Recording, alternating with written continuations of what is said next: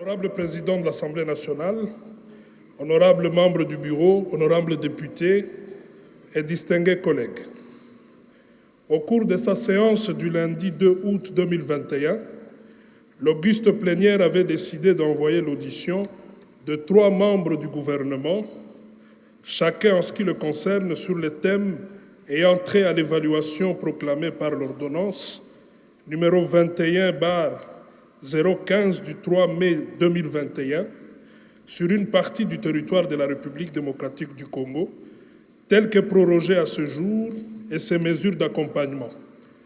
Il s'agit des membres ci-après.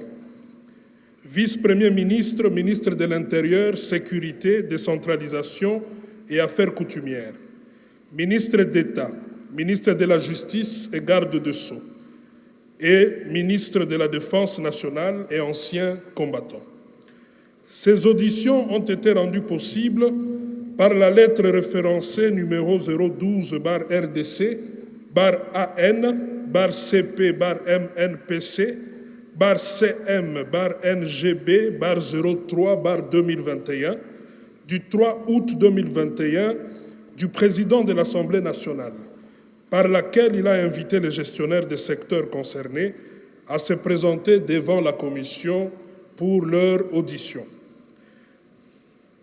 Déférant à la décision de l'auguste plénière, votre commission a reçu tour à tour, le jeudi 5 août 2021, M. Gilbert Kabanda Rukemba, ministre de la Défense et Sécurité. Nous précisons que ce dernier était accompagné du chef d'état-major général et le deuxième jour de 2 gouverneurs militaires, celui de l'Ituri et celui du Nord Kivu. Le lundi 9 août 2021, Madame Mutombo Kiese Rose, ministre de la Justice et garde de Sceaux. Ministre d'État, excusez. Le mardi 10 août 2021, Monsieur Molipe Mandongo Jean-Claude, vice-ministre de l'Intérieur. Au terme de cet exercice, la Commission a constitué 3 sous-commissions ad hoc afin de relever les forces, les faiblesses, les enjeux et opportunités de l'état de siège par rapport aux exposés de chaque membre du gouvernement. Il s'agit de la sous-commission Intérieur et Renseignement, la sous-commission Défense et Sécurité et la sous-commission Justice et Droits humains.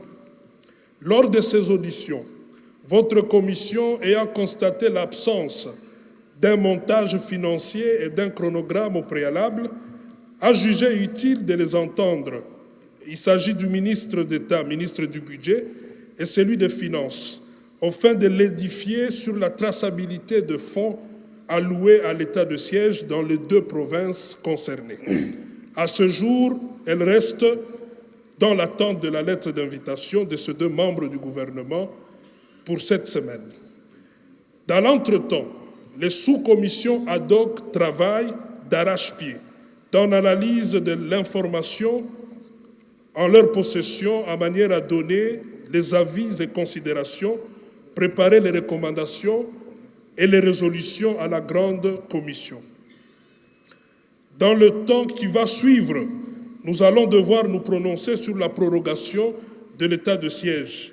Et je tiens particulièrement à vous dire que la population de 2 provinces concernées, lassée par différentes incursions barbares et incendiaires cycliques d'une part, et de l'autre par les extorsions, les viols, le pillage et kidnapping, jamais perpétrés nulle part ailleurs, ne nous demande qu'une seule chose.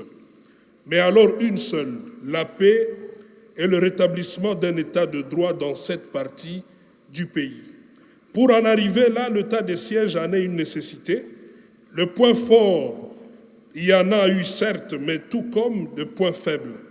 L'homme n'étant pas parfait, il est nécessaire, sinon absolument indispensable, de certifier et de rectifier les tirs pour une issue heureuse des atrocités maintes fois décriées. Il n'est pas facile, en 2 mois et demi, de procéder déjà à une évaluation, même à mi-parcours de l'état de siège. Certains préalables méritent une attention particulière. notamment la stratégie des opérations militaires dans les zones à problème, les moyens disponibles pour la célérité des opérations et l'acquisition d'un matériel sophistiqué adapté aux opérations sur terrain. Incessamment, la Commission Défense et Sécurité viendra devant vous avec des mesures drastiques qui, je l'espère, ne vont plus cette fois-ci s'émousser dans les annales parlementaires, à l'instar de la résolution créant la mission d'enquête à l'est du pays, notamment au Nord Kivu et en Ituri. Nous n'avons pas encore totalement tiré les enseignements du terrorisme nous infliger. Cependant, lorsque nous arriverons à débusquer les bases mésologiques et socio-environnementales de nos assaillants, l'intangibilité de nos frontières restera un leitmotiv. C'est pourquoi, honorables députés et chers collègues, je vous prie instamment de bien vouloir procéder à la prorogation de l'état de siège dans l'intérêt supérieur de la nation, moyennant amendement, bien évidemment, de quelques points que nous avions relevés dans le projet de loi qui nous a été déposé. Et je vous rassure, vous ferez œuvre utile. Je vous remercie.